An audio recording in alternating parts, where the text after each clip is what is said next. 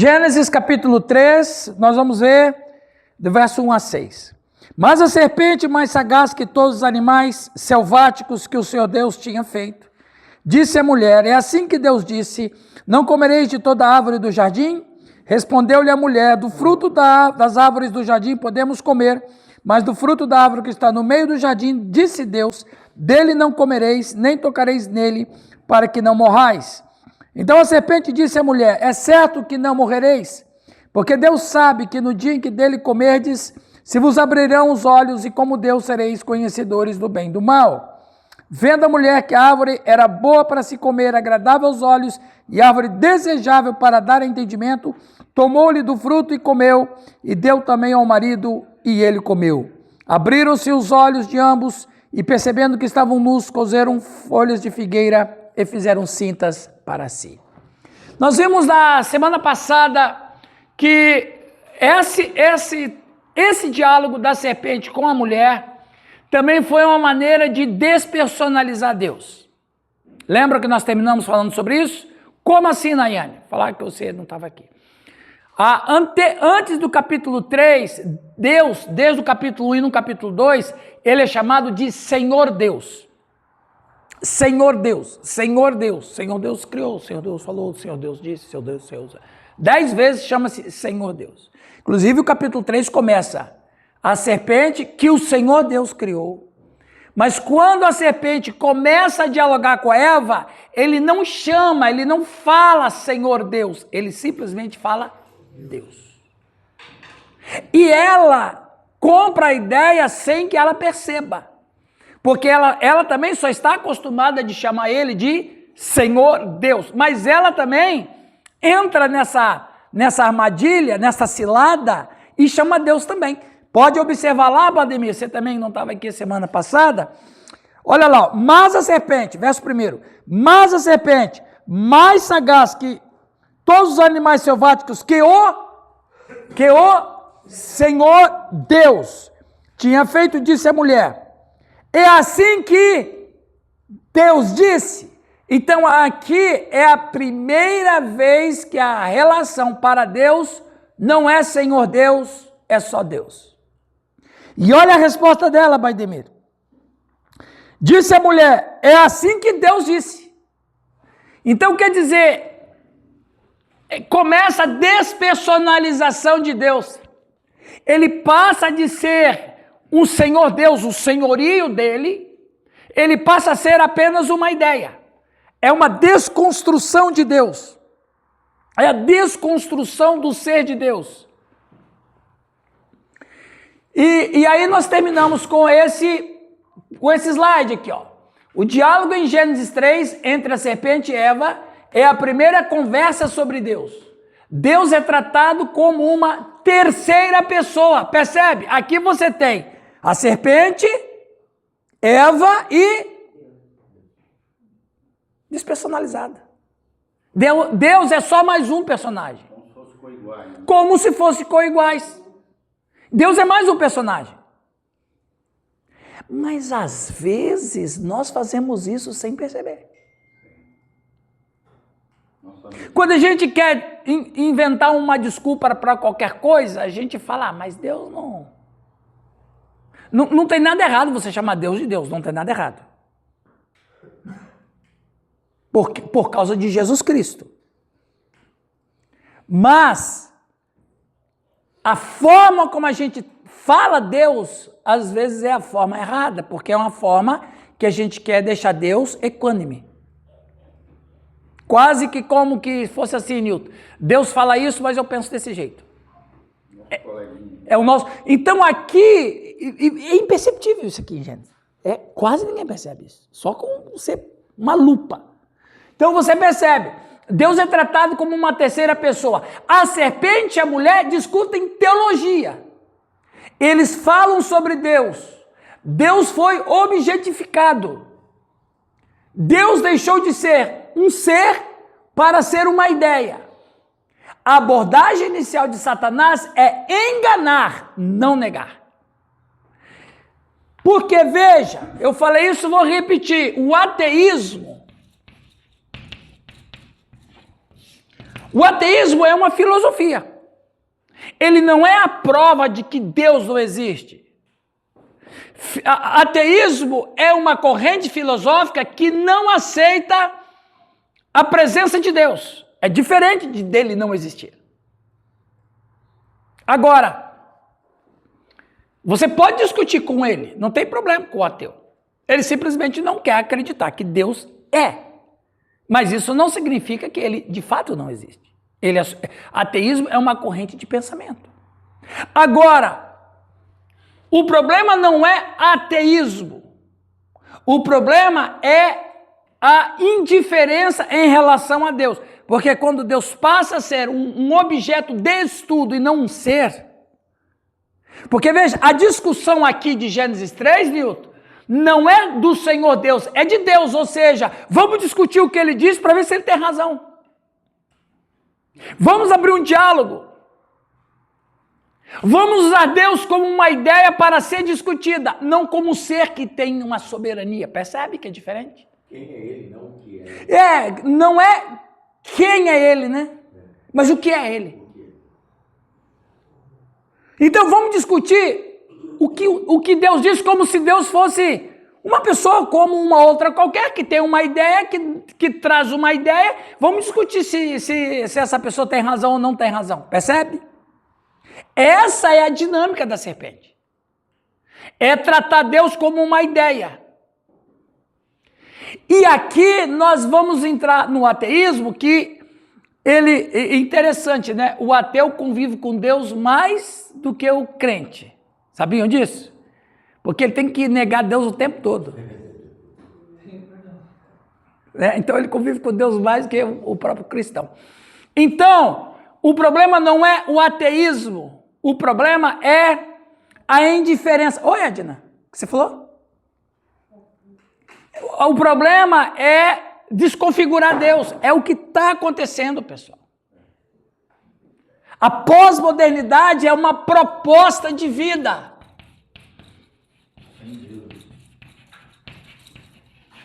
A pós-modernidade é uma proposta. Na pós-modernidade, a pós-modernidade não nega Deus. Ela o desqualifica. É aquela história do diminuir ele, né? Como é que nós falamos no mal? Eu até estava discutindo essa semana, conversando com uma pessoa, e a pessoa estava falando essa coisa de eu vou para a igreja para encontrar com Deus lá. Eu estou diminuindo. É um reducionismo, né? Um Deus onipresente. Né? Eu tenho que ir lá na igreja para falar com Deus. Lá na igreja. Então, na verdade, Deus precisa estar em todos os lugares, né? E aí a pessoa daí diminui Deus para poder tentar entender Deus. Claro, na sua grandiosidade. Mas não é muito distante dessa pessoa aí, porque lá na igreja o corpo de Cristo está lá. Se o corpo de Cristo está lá, Cristo está lá. Não, sim, mas está certo. Mas Deus não mora lá. Deus mora em quem está lá. Então esse problema de fazer o espaço sacral, a pessoa precisa entender isso. um espaço, presta atenção, mágico. Quando nós transformamos o espaço sacral em espaço mágico, é o reducionismo de Deus. Então, isso também pode ser uma cilada da serpente. Então, nós não discutimos quem é Deus. Não temos como estudar quem é Deus. A teologia não é um estudo sobre Deus. Teologia é um estudo da fala de Deus. O que o Senhor Deus falou, vamos considerar. Da autorrevelação de Deus. É da autorrevelação. Então, ele se dá a conhecer alguma coisa dele. Eu estava vou falar sobre isso, acho que semana que vem. Estava dando uma aula essa semana passada, que nós só temos, o ser humano só pode usar aproximadamente 6, 7% da capacidade total de seu intelecto. Não, os top, do Newton para cima. Só os top. 7%, esse é gênio. Agora, 7% é o limite do ser humano, Deus nunca cabe lá dentro. Porque Deus não é objeto de estudo. Então, o que a serpente faz? Senhor Deus, então, vamos ver o que essa ideia diz. Então, a abordagem inicial de Satanás é enganar e não negar. Então, a pós-modernidade, ela não nega Deus, mas ela engana sobre Deus. Ela reduz Deus a um campo de discussão. E aí Deus torna-se um ser assim, como qualquer um outro que pode ser estudado e é subjetivo. O que é Deus para mim, não é Deus para você. Não, o meu Deus, eu nunca gostei de cristão que diz assim, o meu Deus, você fala, mas que Deus que é o dela? Vocês conhecem algum cristão que fala isso? Os mais antigos gostam de falar, né? Se for no sentido de um Deus pessoal, eu não vejo problema nenhum. Davi chamou Deus de meu Deus, né?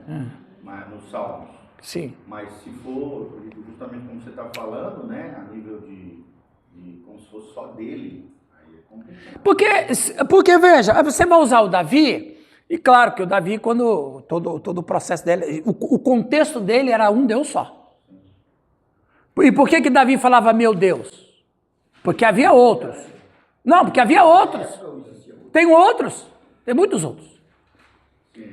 Mas hoje, Deus é uma ideia subjetiva.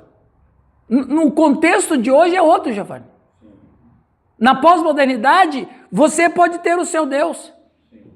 Então, quando alguns cristãos falam, porque eu fico complicado com esse negócio. Eu não falo meu Deus, eu prefiro lá o Senhor Deus.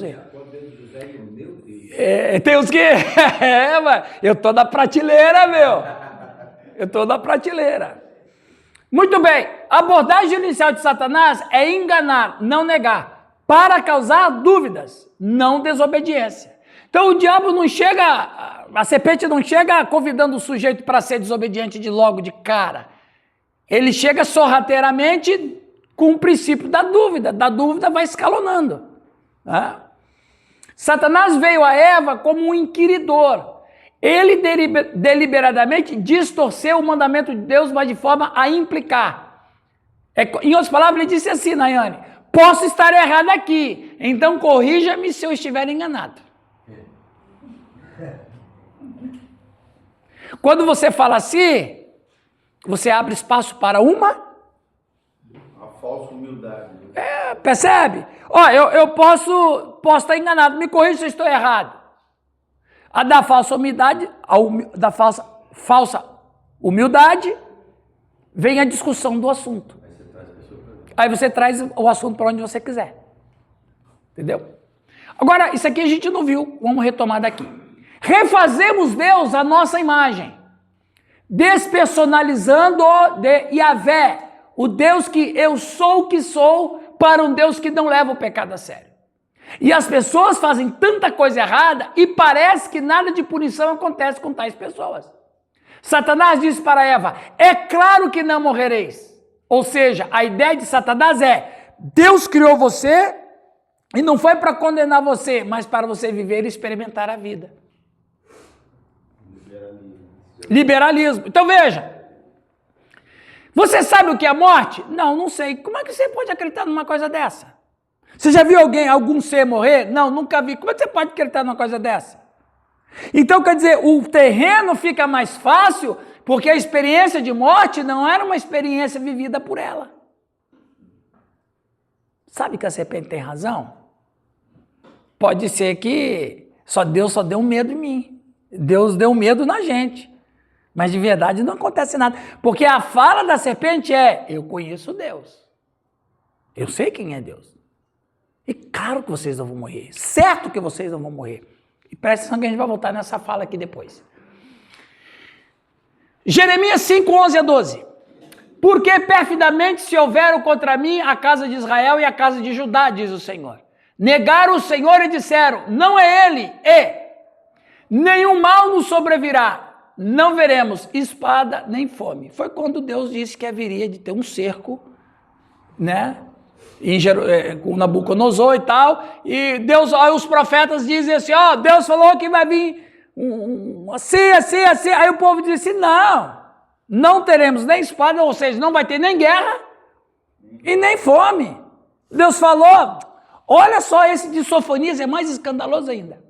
Naquele tempo esquadrinharei a Jerusalém com lanternas e castigarei os homens que estão apegados à borra do vinho. E dizem no seu coração, o Senhor não faz bem, nem faz mal. Esse é o grande problema. É preferível o cara chegar e dizer, eu não creio em Deus e fazer o que ele quiser, porque pelo menos o ateu está sendo sincero. Correto? O ateu está sendo muito mais íntegro. É até loucura que eu vou dizer aqui, então preste bem atenção, pode ser uma heresia. O ateu é muito mais íntegro, dizendo que não crê em Deus e faz um monte de bobagem, do que aquele que diz que crê em Deus, reduz Deus e faz tudo aquilo que Deus não gostaria que ele fizesse.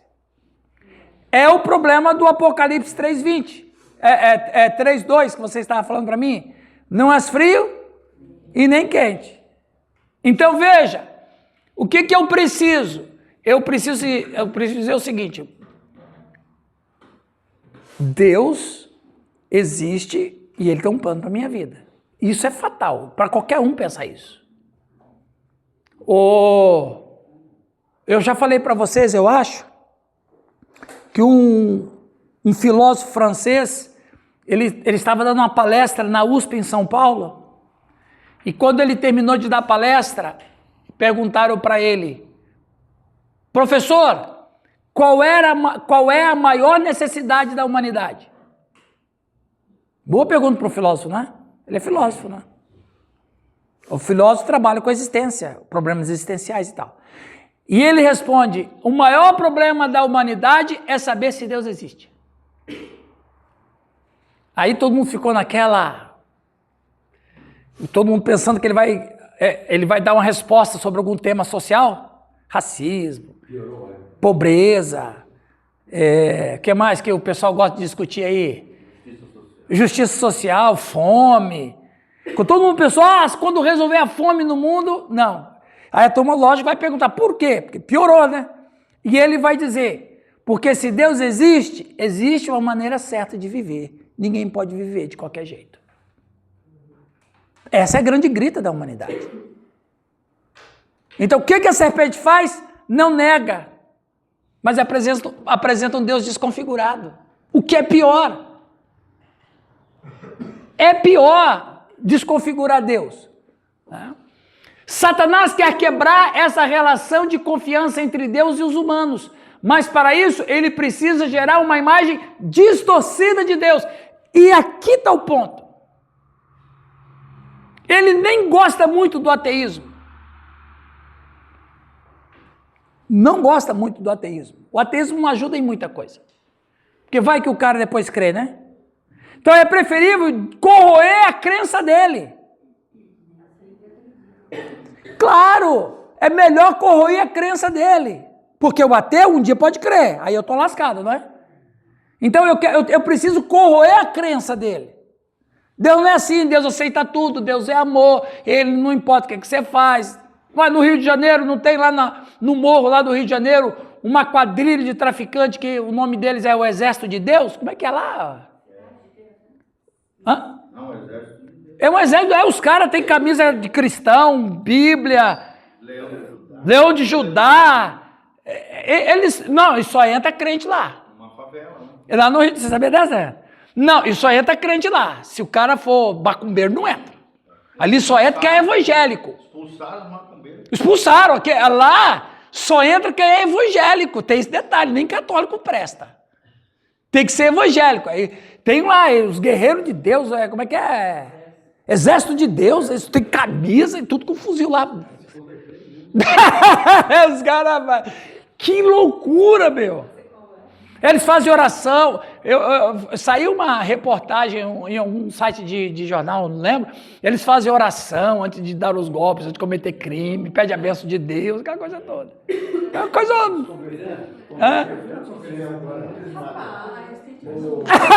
Tem de tudo. Fala, Deus. Aí começou uma igreja na favela. E aí os traficantes lá pediram oração para ele para fazer o crime. Exatamente. Então veja. Qual é o sentido original da oração? Eu já tive. Já uma vez estive junto numa situação assim. Orar, o bandido quando vai fazer um assalto, eles oram para que eles não tenham que atirar, para que não exista tiro. Que esteja tudo tranquilo no trabalho. Que eles possam fazer o assalto. Não, assalto não, o trabalho. Sem ter que matar ninguém, sem ter que morrer. Sem ter que atirar. Porque para eles o assalto bom é aquele que... Que não dá um tiro. Aí eles comemoram mesmo. Fazem culto. E louvam a Deus, certeza, vão para a igreja e tudo. Atenção, pessoal, vamos ouvir ali o nosso querido irmão. O ateu não acredita em Deus, Sim. mas não acredita no diabo, tá bom? Não, o ateu nesse sentido, Vaidemir, o ateu nesse sentido, ele teoricamente, ele é despido de qualquer crença. No sobrenatural. Ele é despido, não quer dizer que ele lá no fundo... Eu conheço história de ateu convicto que daí a esposa era católica, ele era ateu, e aí alguém perguntou, mas você vai batizar seu filho? Você não é ateu? Eu sou, né? Vai que.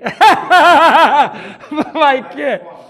Vai. Mas essa questão é muito interessante do ateísmo, é bom discutir isso, mas não vamos discutir agora. Ele é ateu até o avião começar a cair. Se ele conseguir implantar esse vírus na mente das pessoas, seu trabalho estará cumprido. Esse é o vírus que ele quer implantar. Alguns exemplos de como podemos despersonalizar Deus. Preste atenção nisso aqui, viu? Isso aqui é muito importante. Isso está no nosso dia a dia, da nossa agenda, Sérgio. Como um Deus moralista, ele quer que sejamos geralmente pessoas moralistas. Um Deus punidor, castigador. Um Deus que se você não vier no culto, você vai ter um prejuízo nessa semana. Se você não der o seu dízimo, o gafanhoto... Como é lá, Nito, que você ensinava para o teu povo lá? O devorador. E, rapaz, os caras classificaram até uns tipos de... Contador, migrador. O contador, você ensinava isso pro teu povo, né? O contador, migrador, exterminador do futuro, tudo. Não, se você não der o dízimo, se você falhar muito, depende, se você falhar demais, é o devorador. Se você falar sabe? É o pior de todos. Então o que acontece? É um Deus moralista.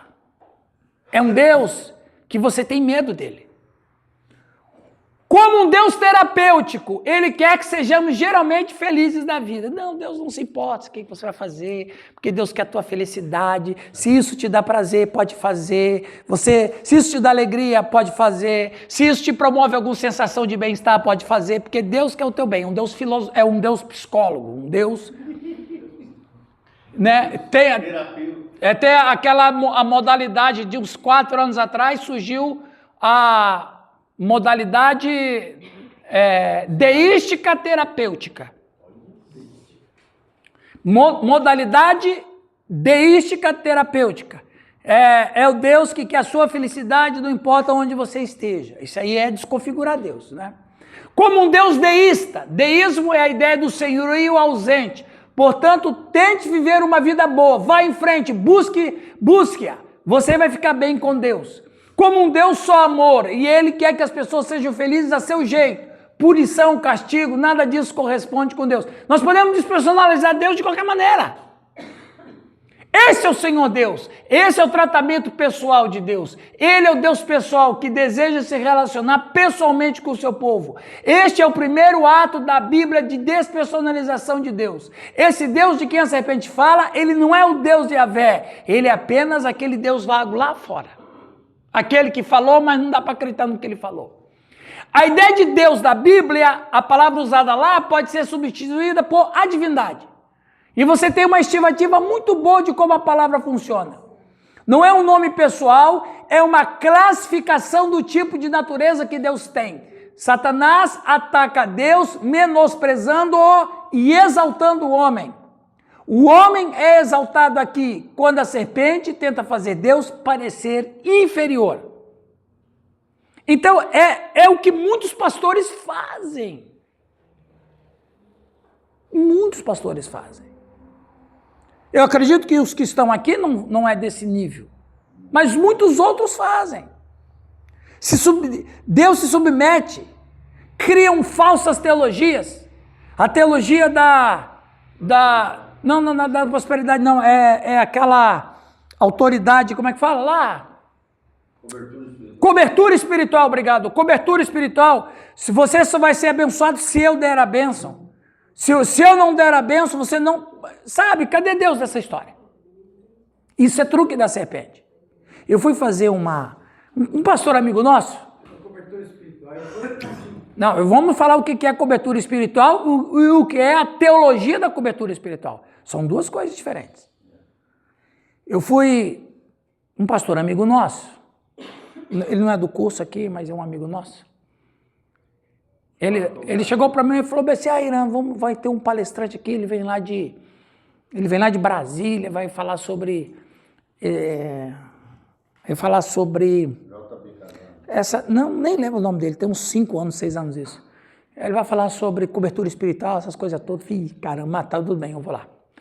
Meus irmãos, eu fui na sexta-feira, fiquei arrepiado. E aí eu lembro que na época eu levei 2 alunos do seminário para ir assistir esse curso. Eu deixei eles assistirem para eles criarem anticorpos. Né? Para criar anticorpos. Aí eu falei bem assim, terminou o primeiro dia, eu falei, o que vocês acharam? Nossa, mas a mensagem desse pregador é muito estranha, né? Muito estranha. Eu falei, como é que vocês chamam isso? Eles falaram, falando uma coisa, falando outra, falei, isso se chama teologia do domínio. A maneira como ele falou é do domínio. Aí no sábado eu não fui, eu tinha um compromisso, e no domingo de manhã eu fui, para honrar o colega, fui lá. Bom, aí eu fiquei até uma hora que eu falei, bom, eu já escutei demais, eu acho que eu vou embora. Quando ele falou assim, e ele induzia o povo a responder amém, concordando com o que ele estava falando, né? E aí ele falou assim, se você for convidado para ir para outra igreja, para qualquer outra coisa, se você pedir ao seu pastor e ele não deixar você ir, você for, Deus vai te amaldiçoar. Quando ele falou isso, bom, já chega, já deu, eu me levantei do recinto, todo mundo viu que eu estava mais ou menos no meio, e fui embora. Não deu para aguentar mais. Não deu para aguentar. O que vem depois disso? Que Deus é esse?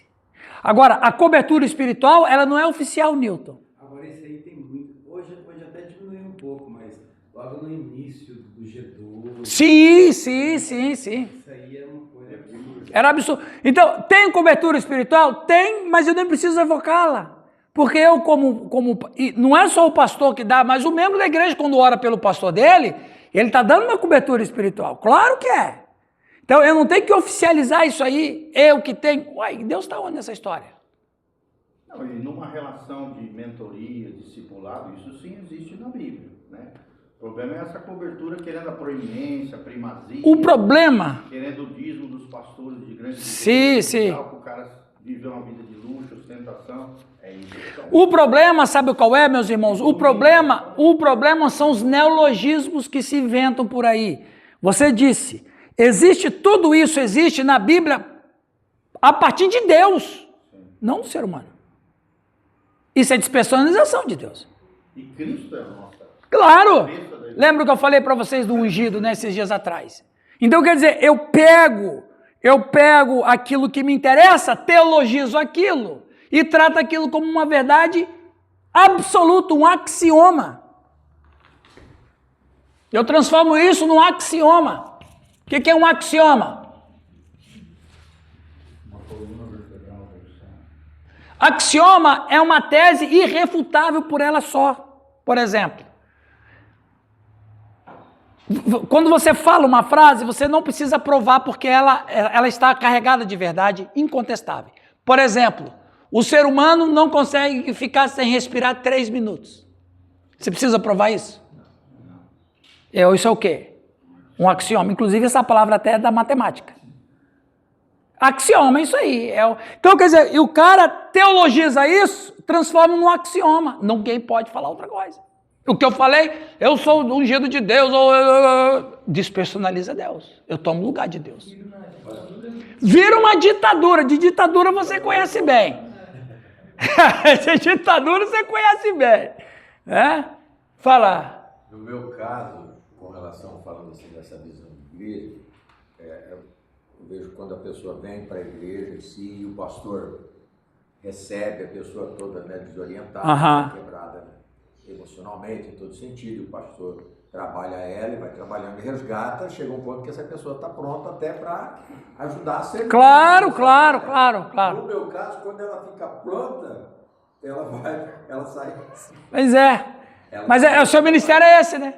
Depois que você deixou a pessoa pronta... Aí ela vai para trabalhar em outro lugar. Mas você fez o que é certo, né?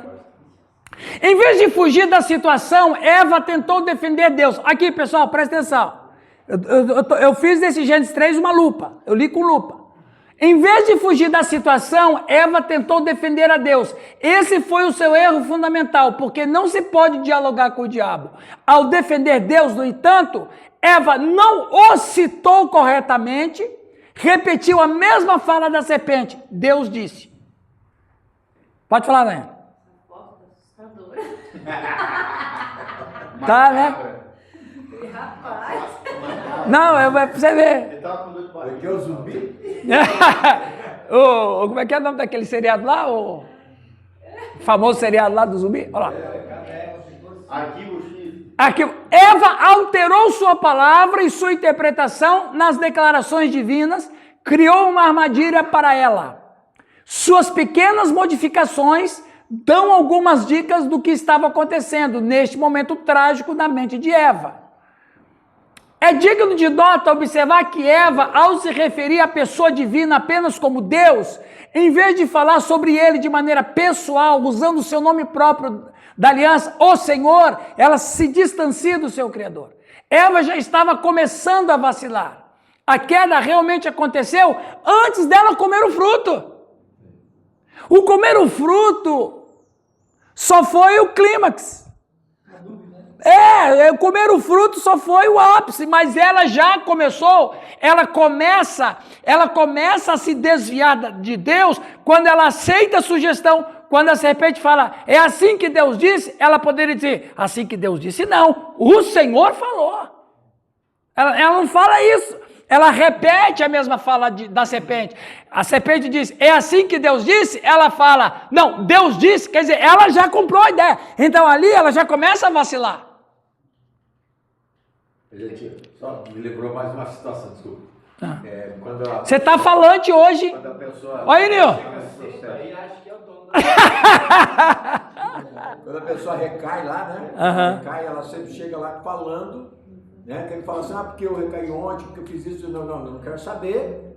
Até brinco com ele, não quero saber da hora que você comeu a maçã, eu quero saber onde é que você trocou. Exatamente. Não é a hora que você comeu o fruto, é o que te fez se aproximar dele. Você tropeça lá atrás, vai querer.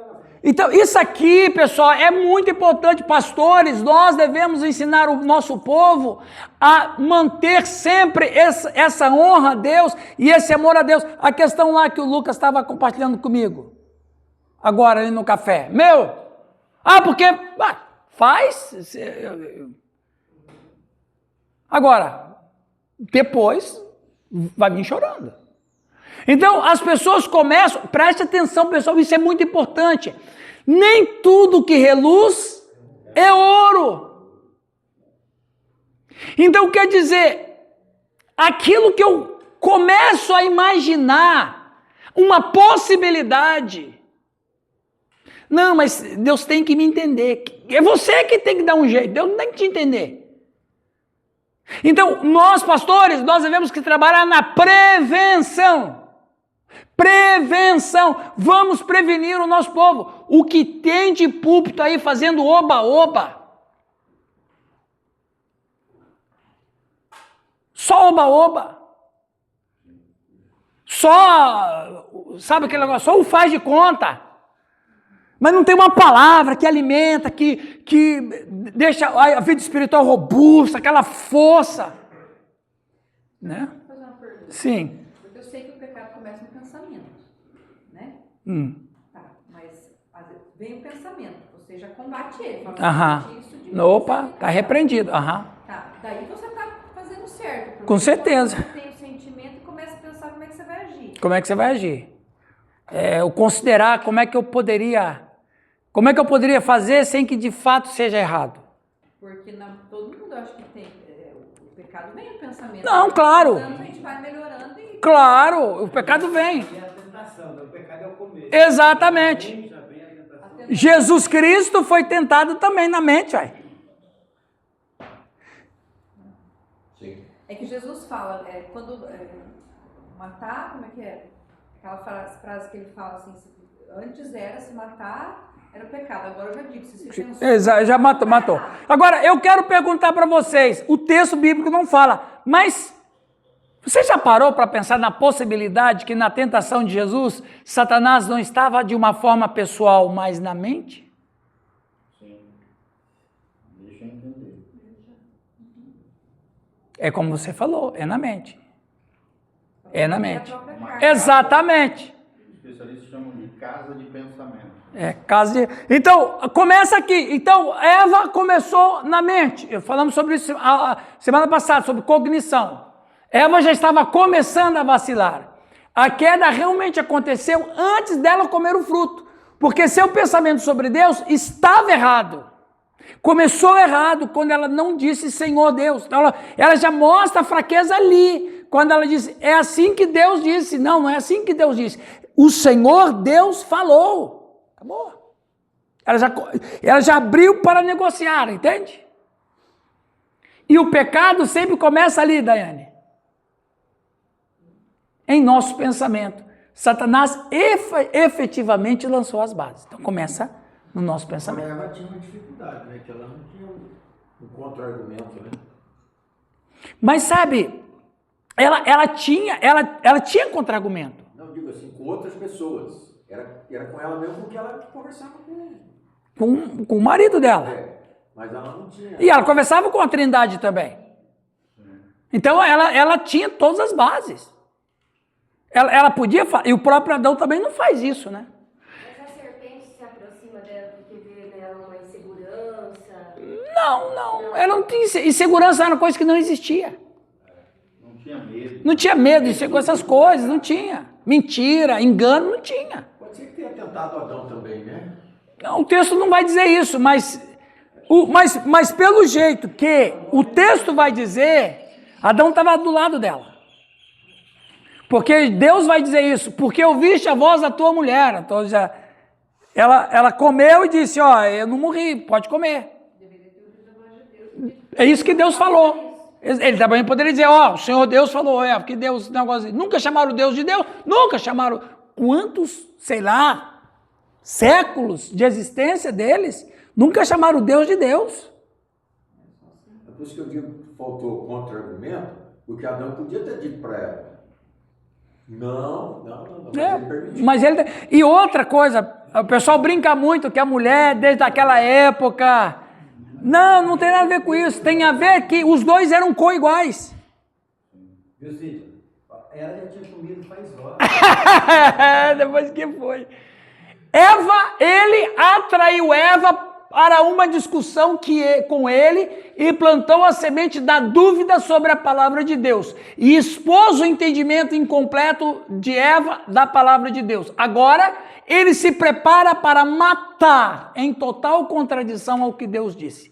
Satanás efetivamente lançou as bases. Ele atraiu Eva para uma discussão com ele e plantou a semente da dúvida sobre a palavra de Deus. E isso aqui vai mostrando a falha dela, né? Segundo, duvidando do caráter de Deus, Gênesis 3:4. Em seguida, ele continua dizendo que Deus não é realmente bom. Preste atenção, essa é a ideia. Ele está tentando esconder algo bom de você. Deus não é tão bom, ao contrário. Ele está tentando esconder algo bom de você. O que é bom para mim? Ser fonte do conhecimento do bem e do mal. Se você souber como é bom conhecer o bem e o mal a partir de si, sem que Deus esteja dando as ordens, é a melhor coisa que existe. Depender de Deus. Exatamente. Porque Deus sabe, olha só, mais uma vez chamando Deus de Deus. Porque Deus sabe que no dia em que dele comer dele, seus olhos se abrirão e você será como Deus, conhecendo o bem e o mal. Deus sabe. Deus não quer dizer, porque ele não quer que você seja feliz. Essa é a ideia, pessoal, é a mesma ideia. E eu afirmo, foi o mesmo argumento que ele usou com os anjos. Mesmo. Não tem diferença. A fala dele com a Eva é a fala dele com os anjos. Não tem outro, é a mesma coisa. É a mesma coisa. E o estado de Eva é um pouco inferior ao dos anjos, porque os anjos foram criados de maneira com conhecimento completo. Não é o caso de Eva. Mas nesse sentido de sedução foi a mesma. Satanás quer que duvidemos da bondade de Deus. Deus é bom ou não? Mas se eu creio que Deus é bom, e eu não faço uma coisa, porque se eu fizer alguma coisa, Deus vai me castigar, ele já não é bom. Olha como é que a gente pode tirar a bondade de Deus.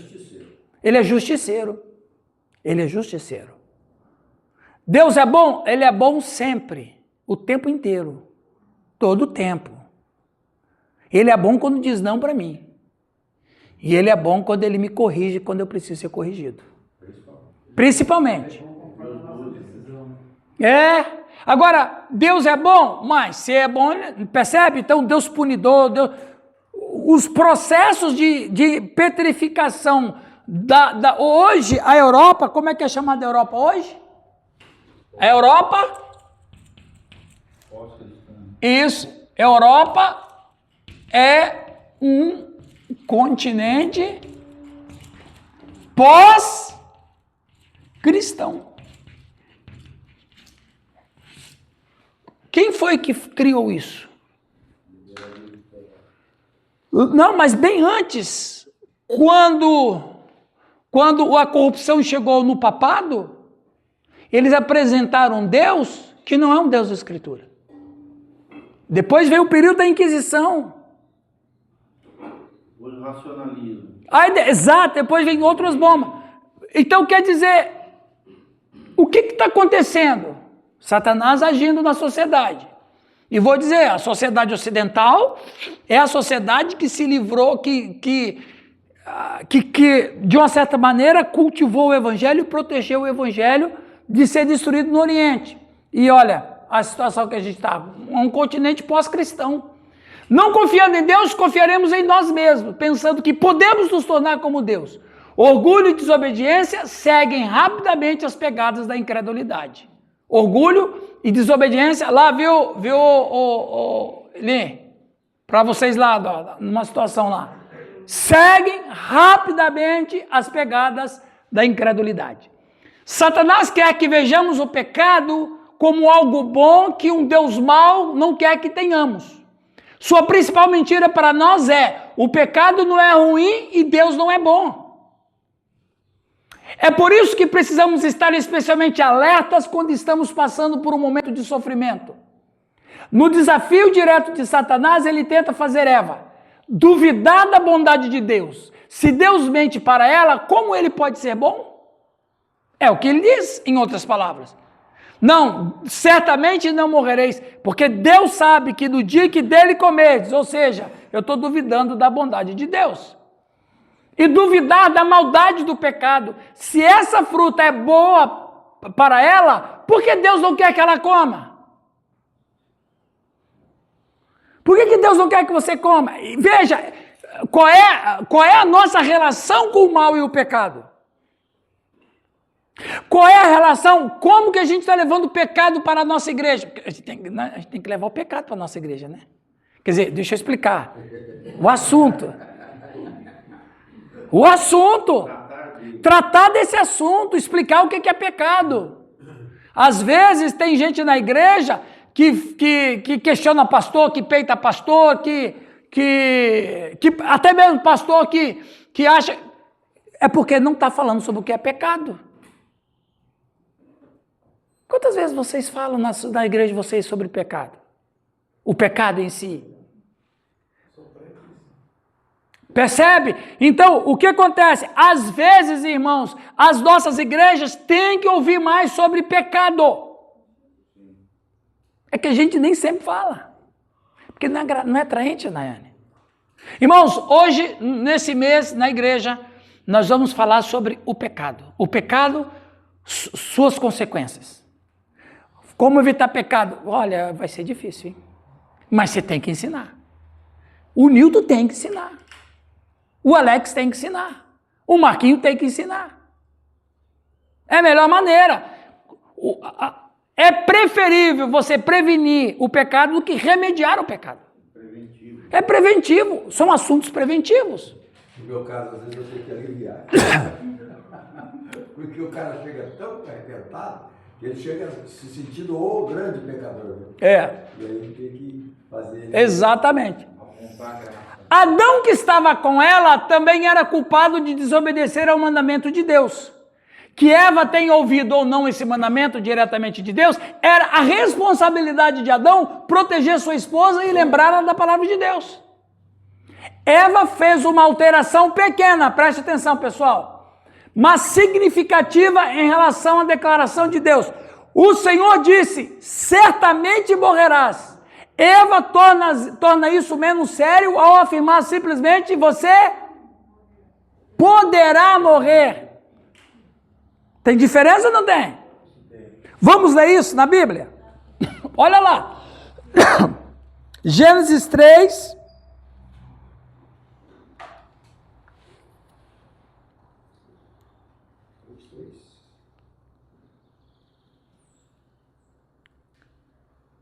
Olha lá.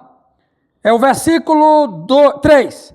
Mas do fruto da árvore que está no meio do jardim, disse Deus, dele não comereis,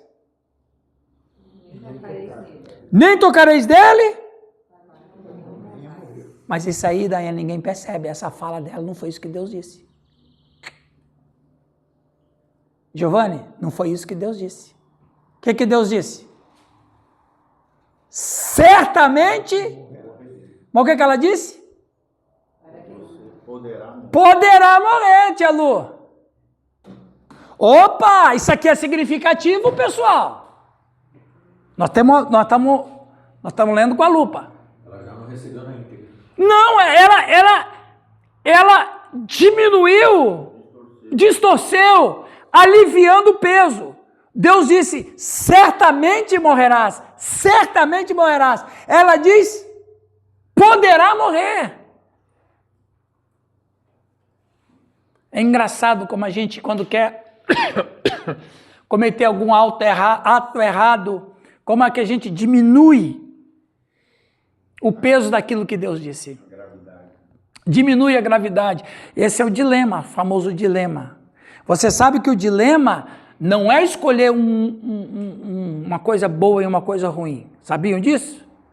Quando alguém fala assim, eu estou num dilema. Dilema não é escolher entre uma coisa boa e uma coisa ruim.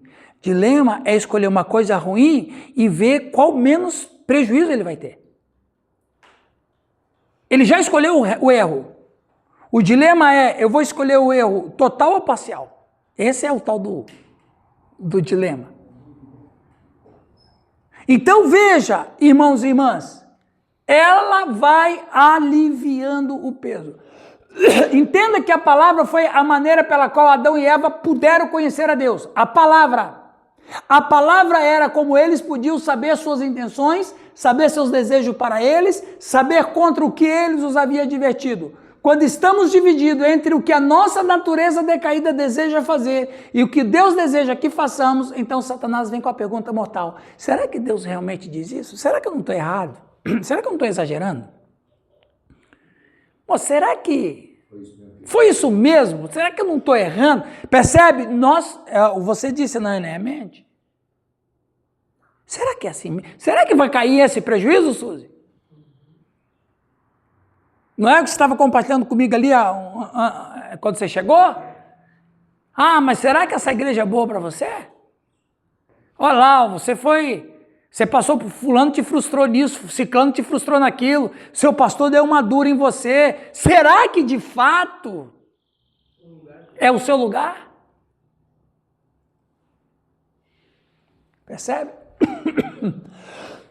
Sede sóbrios e vigilantes. O diabo, vosso adversário, anda em derredor como um leão que ruge, procurando alguém para devorar. O diabo não me ama, ele me odeia e ele quer destruir a minha vida. Destruir a minha vida. A sua também.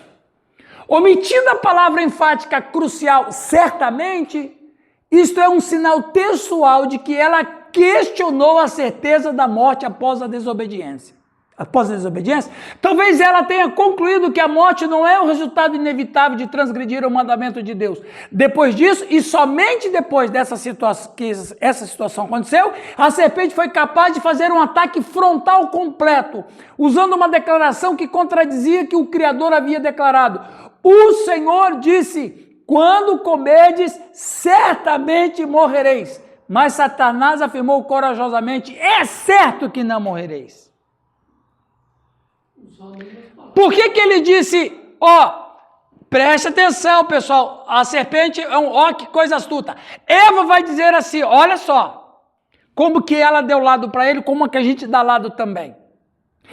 Ela disse, porque Deus disse que no dia que nem tocar, porque no dia que a gente comer, possivelmente morreremos. Aí o que a serpente fala? Veja, quando ela coloca uma palavra em dúvida, porque é isso que ela põe em dúvida. Deus disse uma certeza, não foi? Certamente morrerás. Então ela vai dizer o quê? Podereis morrer. Aí o que ele fala agora para pisar na cabeça dela? Ela vem com uma dúvida e ele vem com uma falsa certeza, né? Mas observando o diálogo, ele fala com certeza. O que ela fala com dúvida, cara, que coisa mais impressionante esse diálogo. Meu Deus, por que Eva recebeu esse golpe mortal? Esse foi o golpe mortal. Porque ela, veja, ela é que foi aceitando a desconstrução de Deus. É que se ela fala certamente morrer, acabava a conversa. Ela dizia, não, o Senhor Deus disse, se comer desse fruto, vamos morrer. Aí ele não tem como avançar. Ela põe uma placa, proibido a entrada. Mas quando ela diz, veja, o certamente não morrereis, só é fruto de uma palavra duvidosa. Você tem uma dúvida? Eu tenho uma certeza. Ok? Você tem uma dúvida, Raquel? Eu tenho uma certeza. E a minha certeza é melhor do que a sua dúvida. Claro que você não vai morrer. Vamos então imaginar esse diálogo? Não, porque se a gente comer desse fruto, Larissa, podemos morrer. Claro que não vou morrer, era tudo que Eva precisava ouvir. Pronto, foi o golpe fatal. Depois daquilo, o que o texto vai dizer? Vendo Eva, que a árvore é boa, agradável aos olhos. Ele convenceu a Eva. E ele convenceu a Eva. Aí você disse tudo. Ele jogou o anzol e veio trazendo na carretilha. E hoje continua a mesma coisa. Mesma coisa, Newton. É tipo uma dúvida, será que é na igreja que eu tenho que servir a Deus ou servir lá em casa? É, Certamente é na casa. Será que eu preciso... Não, será que eu preciso da igreja? Porque eu sou igreja. Certamente você é. Certamente você é igreja, pode ficar em casa. Então veja, presta atenção, bom tema para pregar aí, Marquinho. Você está entre sua dúvida ou a certeza de Satanás? Qual é o seu dilema? Você está entre uma dúvida e uma certeza. As duas coisas podem destruir a sua vida. Mas como que uma certeza pode destruir a minha vida? Quando essa certeza é fruto da sua dúvida. Que é uma falsa premissa. Hã? Uma falsa premissa. É uma falsa premissa. É o que Paulo chama de... Meu Deus, pessoal, eu fico maravilhado com as escrituras. Nem a mente mais inteligente do mundo poderia produzir um texto desse. A Bíblia é sobrenatural. É sobrenatural. Olha que diálogo impressionante. Como a Raquel disse, como que a serpente foi induzindo, sabe, foi jogando. Percebe? E desde aí o diabo ele sempre vai tentar suavizar o pecado. É o que o Nilton falou. É o que o Nilton falou. Será que eu estou na igreja? Ah, não sei se eu estou na igreja. Não, você não está na igreja boa, não. Ah, é a mesma, pessoal. É a mesma questão. Hã? É a mesma estratégia. Eva parafraseou apenas uma pequena quantidade. São necessárias várias leituras para perceber que ela não disse a mesma coisa que Deus disse. Para a gente chegar nesse nível aqui, quantas vezes eu tive que ler, e falar assim, tem uma coisa errada aqui. Tem alguma coisa que não está cheirando bem nesse texto.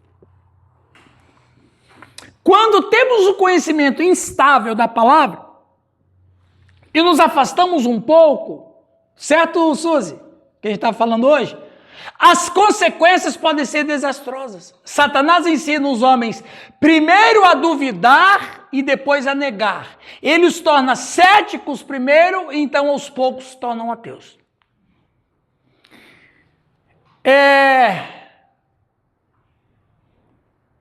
Vamos ler aqui. O pecado sempre começa na mente. Não, isso aqui também já mais ou menos falei. Assim é como você vê o pecado. Assim como o pecado realmente é. Eu achei esse desenho impressionante. Impressionante.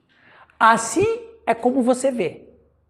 Bonito, sensual, mas o fim é assim como de fato é. Uma desgraça. Olha o que está acontecendo na humanidade desses milênios. Sim, Jaque. Pastor, eu acho assim, o que as pessoas menos pensam é que o pecado, ele tem as consequências. Certo. Então as pessoas, eu acho que até Satanás joga isso na cabeça de muitas pessoas. Ah, Deus perdoa. Sim. Deus perdoa. Deus é amor. Deus não tem problema com o pecado. Mas as consequências você tem que colher. Uhum. E aí a pessoa está lá com a vida destruída. Perfeito comentário. As consequências não de qualquer jeito. E elas se esquecem de outro princípio dentro disso. Sem arrependimento não há remissão. Não há remissão, tem que ter arrependimento. Então veja, até mesmo as consequências de uma coisa que alguma pessoa escolhe, mas pelo fato de ele estar arrependido, ele passa bem. O perdão de Deus é o alimento para o arrependido. Ele entende e diz, é isso aí mesmo. Aliás, É a base de Romanos 6. então, aí a gente tem que... Tem pessoas, por exemplo, tem pessoas que... Como eu posso explicar isso de uma maneira... Tem pessoas que... Talvez eu vou entrar até na área da Leia. tem pessoas que sentem tão mal pelo que fez, que nem o perdão que Deus deu para ela é suficiente. Então, o que ele faz? Eu vou dar um exemplo. Veja, eu falo como homem, tá bom? Eu não falei que Deus disse isso, eu estou dizendo que eu penso, e aí você pode dizer que eu estou errado, qualquer um pode debater comigo, não tem problema. É um pensamento meu. Eu penso que o apóstolo Paulo era uma dessas pessoas. Porque eu nunca vi um cara querer sofrer tanto sabendo que não vai lá, que você vai se dar mal. Parece que ele ia para o perigo. Essa é a impressão mesmo. Por que parece que... Porque ele não fala, quer dizer, ele deixa mais ou menos nas entrelinhas, porque ele vai dizer do espinho. Eu acredito que o espinho na carne que o apóstolo tinha era um demônio, e ele vai dizer que é um demônio, que para que ele não se ensoberbecesse, ficava acusando ele. Você achando que você é o quê? Você matou criança. Você fez muitos órfãos. Você fez muitas viúvas. Você fez muitos lares chorarem. Sua mão está suja de sangue inocente. O cara que se converteu, olha para o passado dele e fala assim, que lixo humano eu sou. Por isso que ele vai... Olha, tem que ler, viu, Léa? As entrelinhas do apóstolo... jorrando de si os seus problemas traumáticos, dos quais eu sou o principal. Eu sou o pior de todos. O que ele está falando? Ele está jogando para fora que ele mesmo não aceita o que ele fez. Ele está colhendo. Então, tem pessoas já que colhem consequências. E se fortalece porque a misericórdia de Deus ajuda ele a vencer isso. Mas tem pessoas que acham que as consequências são poucas demais. E acho que por mais que ele faça o bem, ele não consegue apagar o mal. Não, exata. Isso é outro truque de Satanás. Porque uma vez que o Senhor nos perdoou, mesmo que eu colha as consequências, o perdão de Deus alimenta-me no momento de colher as consequências. Mas há pessoas que ultrapassam isso. Então você olha o apóstolo Paulo, você vê que ele está sempre indo para o perigo. Meu Deus do céu, Paulo, não vai lá, o pessoal vai te matar. Não estou nem aí, eu vou mesmo. É como se ele, exatamente, é como se ele falasse das entrelinhas assim, eu mereço mesmo. Mereço morrer. E vou dizer mais, e vou dizer mais. O clímax dele foi quando ele foi condenado à morte. Ele deve ter falado, Chegou minha hora. graças a Deus, ai. Lá vou eu. Vai esperar o quê também? O cara foi ao terceiro céu, cara, viu tudo aqui lá, o cara quer morrer mesmo. Eu quero ir para lá logo, né? Então você observa Para mim, o viver é Cristo. e morrer é lucro. Então veja bem, mas só que para morrer, ele vai passar, porque o cara não simplesmente vai morrer de morte matada, o cara vai sofrer. Então, para o apóstolo Paulo, o sofrimento era uma bênção. Porque você vê quando ele, quando ele põe lá os sofrimentos dele, a lista de sofrimentos, o cara procurou aquilo, não é possível. É igual o Timóteo que foi para a procissão lá e morreu apedrado, parece que ele queria morrer. Parece que ele queria, parece que quando o pessoal tirou ele do cesto, ele acordou e falou, pessoal, vocês trabalharam no meu plano, Rapaz, você pega a lista de sofrimento do apóstolo Paulo, que é uma coisa lindíssima, mas muito daquele sofrimento, Daiane, ele provocou. Ele poderia estar escape daquilo. Mas por que ele provocou? Porque no subconsciente dele, quanto mais ele sofrer, mais ele aplaca a culpa que ele tem por ter matado inocente. Gente, a gente não tem noção disso. Será que é daí que vem aquele povo antigamente que se açoitava? Sim, o catolicismo, não é isso aí, Sérgio? Dentro do penitência. É o alto flagelo. Penitência. Ora, isso é muito claro, é muito claro no filme A Missão. Goiás tem, né? Isso é muito claro naquele filme A Missão. Aquele filme é lindíssimo. Você fez? No filme A Missão, aquele contrabandista de índio mata o irmão dele num duelo. E ele fica tão atormentado de culpa.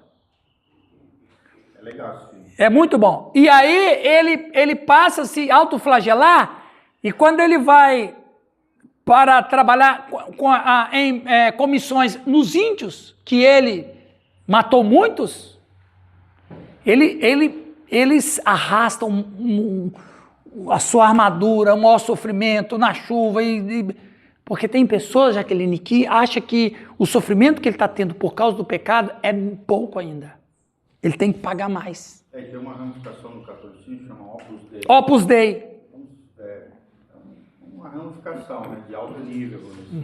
Eles usam uma presilha na perna. Sim. De autoflagelação. Vai apertando. Machucando, né? Claro que tudo isso, na minha opinião, não é nem teologia. Isso aí, para mim, é uma deficiência psíquica. Nesse sentido. Hã? É uma vida triste. O autoflagelamento. Só que o cara nunca vai se contentar com aquilo. Quanto mais ele se esfolar, quanto mais ele se ferir, quanto mais ele se machucar. E a base é mérito e obra. É mérito e obra, que ele nunca vai chegar no nível. De santidade. Nunca vai chegar, o que a mente dele... Porque de repente na mente dele, olha que interessante a mente humana, na mente dele, ele estabeleceu um nível de sofrimento que vai poder aplacar o que ele fez. Mas isso é mentira. Ele nunca vai chegar nesse nível. Que é a ideia do purgatório, né? Purgar. Exatamente. Vamos indo para a parte final? São 10h25, vamos ter naquela. Curiosamente, essa mentira... Certo, Jaque? Beleza? Oi. Aproveita, fica à vontade. Aproveitando o gancho da Jaque e o último slide que o senhor falou, a respeito de Satanás, ele quer tornar o homem cético para tomar... Só que aí fez a confusão na minha cabeça quando o senhor falou que ateísmo, que na verdade o Satanás nem se preocupa com Sim, nesse sentido não. Não. No sentido original, não. Porque uma coisa é ser ateu por escolha, outra coisa é ele passar do cepticismo para o ateísmo. É um degrau. Né? Exatamente, porque o séptico para o ateu, ele é um apóstata. E o ateu, só por ser ateu, ele pode vir a crer. Lembra que eu falei isso em Hebreus? O apóstata é aquele que crê, mas decide ser ateu depois. Esse não tem jeito. Mas o ateu, ele nunca creu. Mas esse tem mais possibilidade de crer. Inclusive, acontece muito a conversão de ateu do que do cara que era cético e se tornou ateu. Então, o que eu falei na primeira parte foi, quando o cara parte do ateísmo puro e simples, ele pode ter uma conversão. Mas quando o ateísmo dele não partiu do ateísmo, mas partiu de uma crença, é pior ainda. É nesse sentido. Obrigado. É uma apostasia. Você entendeu agora? Então, de onde que partiu o ateísmo dele? Não, o ateísmo dele partiu de uma questão intelectual. Ótimo, esse cara pode se converter.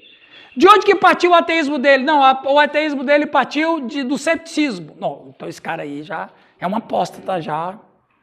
Tá? Porque não é isso que Pedro disse? Era melhor que nem tivesse conhecido do que conhecer e abandonar? Isso aí. Ganhar não é fácil. Meu Deus, não é. Pessoal, o pastor Giovanni falou uma coisa certa. Falar a linguagem dele, não a linguagem religiosa, gospel. Não ganha um cara falando a tua linguagem. Não. Você chegar para um ateu e dizer assim, qual é o motivo do seu ateísmo? O motivo do meu ateísmo é porque como eu já sei disso, que eu já escutei testemunho, eu cresci num lar de ateus, meus pais eram ateus, eu cresci no ateísmo. Ou a pessoa vai dizer, não, eu sou ateu porque eu comecei a ler muito filosofia e realmente vi que Deus não existe. Ok, esse cara tem chance. Mas se o ateísmo dele veio porque ele meio que se decepcionou com Deus, começou a duvidar de Deus, não conseguiu administrar o sofrimento, foi ferido na igreja, isso aí é complicado. Tá? Mas tudo é possível. Ah, o apóstolo não. O apóstolo é impossível. O texto vai dizer textualmente. Impossível. É a mesma palavra para Deus se arrepender do mal. É impossível, porque Deus não faz mal. É uma palavra muito pesada. Curiosamente, essa mentira que Satanás falou para Eva foi exatamente a segunda que ele usou para tentar Jesus. Você é filho de Deus, então atira-te aqui abaixo que não vai acontecer nada com você. Foi a mesma mentira. É certo que não morrereis. Pode se atirar daqui. É certo que não morrereis. Percebe? Você pode fazer o que quiser, que nada de mal vai te acontecer, porque Deus é com você. Vamos parar aqui, meus irmãos? Vamos tomar um café?